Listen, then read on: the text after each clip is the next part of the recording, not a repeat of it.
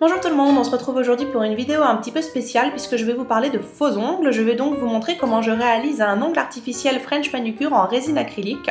Et j'ai choisi d'orienter cette présentation autour de thèmes qui me tiennent beaucoup à cœur dans la réalisation des faux ongles, qui sont par exemple les notions d'architecture, des notions d'harmonie esthétique. Donc ce ne sont pas du tout des informations pratiques, pragmatiques et théoriques. Je pense que la pose d'ongles est un métier qui ne peut et ne doit s'apprendre que dans le cadre de formations professionnelles délivrées par des centres agréés. Et il faut bien comprendre que dans toutes les vidéos que vous allez voir sur YouTube, même si ce sont des vidéos réalisées par des professionnels, il manque toujours des informations. Dans cette vidéo, par exemple dans la mienne, il va manquer des informations telles que le protocole de désinfection, le protocole d'hygiène, des protocoles d'application des produits, tout plein de notions essentielles à la pratique professionnelle. Cela dit, je trouve très intéressant de voir le travail des autres et dans cette démarche-là, j'avais envie de vous faire partager mon expérience. Je pense que ça peut être aussi intéressant pour des personnes qui ne pratiquent pas la pose d'ongles et j'espère donc que ça va vous plaire, que vous aurez des remarques et des questions en commentaire et que je pourrai y répondre. Je vous laisse regarder, j'espère que ça vous plaira. Alors, il m'a fallu du monomère et de la poudre et bien entendu des pinceaux. J'ai travaillé avec les résines de la marque Clarissa et de la marque Cody, donc je vous mets toutes les références pour les boutiques et où les trouver dans la description de la vidéo. La première étape d'une pose d'ongle est de positionner son chablon. Ici, je ne l'ai pas fait de manière conventionnelle puisque je n'ai pas voulu construire un faux ongle permanent. Je voulais juste vous faire la vidéo pour vous montrer. Donc, j'ai protégé mon ongle naturel avec un morceau de chablon découpé que j'ai collé le plus possible au niveau de mon ongle pour garder la forme du dessous. Par contre, c'est beaucoup plus difficile de travailler sur un chablon comme ceci parce que ça n'accroche absolument pas, contrairement à un ongle dépoli. Donc la résine a tendance à beaucoup glisser. Donc on commence par poser son chablon. Il y a des tas de façons au niveau professionnel de positionner les chablons, il y a des tas de façons de les découper pour les adapter vraiment sur mesure aux ongles naturels et je ne vais pas développer ces techniques ici, ça après c'est chacun qui est capable de construire les ongles en fonction de ses compétences et donc d'adapter la pose du chablon en fonction de l'ongle de départ et de l'ongle final souhaité. Donc j'ai par contre créé un arc curvé, donc vous le voyez ici comme une forme de tube avec le chablon pour donner au final ce rendu comme un C à l'intérieur, c'est ce qu'on appelle le C-curve et c'est ce qui permet de masquer des volumes, de donner donc l'illusion visuellement que l'ongle final artificiel est plus fin que l'ongle naturel. Et j'ai positionné le chablon avec la pointe vers le haut pour que au niveau de la cuticule et du bord libre, on ait un ongle d'apparence très très fine, très très plat et pour autant on a des volumes de construction et de solidité qui sont répartis au centre et qui ne se voient pas. Ensuite, on va commencer par la construction donc de la plaque, donc c'est le rallongement de la plaque de la partie rosée du lit de l'ongle. Pour une pose d'ongle classique, on se contentera de créer un dégradé avec cette résine que l'on appelle la cover et qui permet de maquiller l'ongle. Mais là, vu que je construis un ongle intégralement et que donc je ne vais pas le garder, je vais devoir mettre de la résine cover sur l'intégralité de la plaque. Mais après, bon ça c'est pareil, chacun adapte les couleurs, les formes, les façons de poser en fonction de l'ongle qu'il a envie de créer.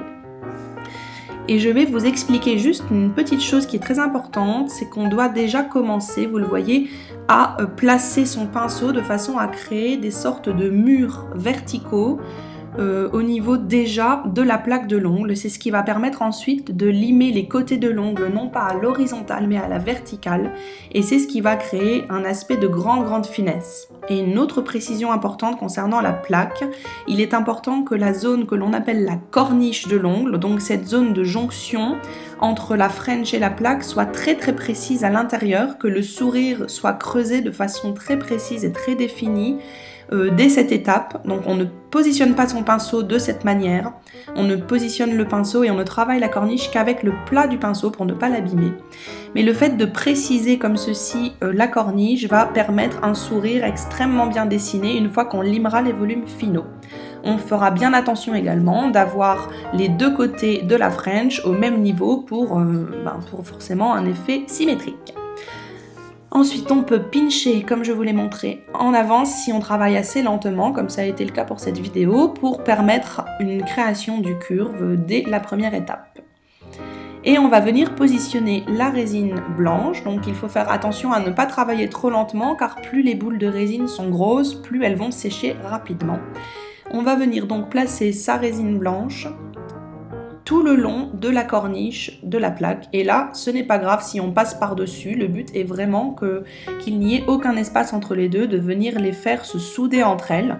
Les deux résines, en durcissant, vont se coller, vont ne former qu'un seul bloc. Donc si par-dessus le sourire n'est pas propre, comme vous le voyez ici, ce n'est absolument pas droit, ce n'est pas grave puisqu'à l'intérieur, notre corniche est bien conçue et qu'en limant, le sourire parfait apparaîtra. Je vérifie que mes points de sourire sont sur la même ligne horizontale pour vraiment un rendu parfait. Ensuite, une fois que mon ongle a déjà un petit peu durci, je vais renforcer l'arc curvé avec la pince à pincher. Et pour la méthode de limage, ensuite ça c'est chacun à ses techniques. Moi je vais commencer par raccourcir l'ongle et ensuite positionner ma lime à la verticale comme vous le voyez ici pour que mes côtés de l'ongle ne soient pas limés à l'horizontale, contrairement à un ongle naturel plat, mais soient vraiment conçus pour former des murs de solidité qui vont renforcer l'arc interne et qui vont permettre justement une compensation des volumes. Ça va me permettre d'avoir au final un ongle très très fin, d'apparence très plate et pour autant extrêmement solide. Donc vous le voyez sur ces photos, les ongles sont vraiment très très plats. Une fois que j'ai terminé, voilà ce que ça a donné. Donc j'ai forcément dessous la trace de mon ongle puisque je n'ai pas positionné correctement mon chablon avec mon ongle naturel, mais vous voyez que le C-curve est régulier, que l'ongle est fin de face, donc bien entendu c'est un petit peu plus épais qu'un ongle naturel, ça c'est normal.